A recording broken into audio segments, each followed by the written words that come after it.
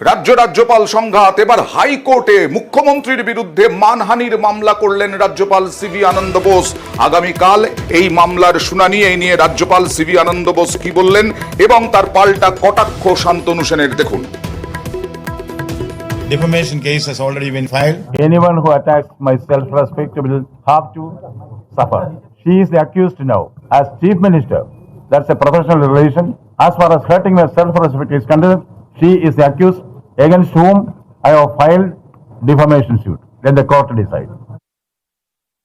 আজকে রাজ্যের সাংবিধানিক প্রধান বিজেপির পদলেহন করতে করতে নিজের মান সম্মান গঙ্গা জলে বিসর্জন দিয়েছেন, যিনি এই বাংলার তিনবারের নির্বাচিতা এবং ভারতবর্ষের একমাত্র মহিলা মুখ্যমন্ত্রী, যার আমলে এই রাজ্যে নারীরা সারা দেশের মধ্যে সব থেকে বেশি সুরক্ষিত, তার বিরুদ্ধে মানহানির মামলা করছেন, যিনি যৌন নির্যাতনে অভিযুক্ত, তিনি ধর্ষণে অভিযুক্ত।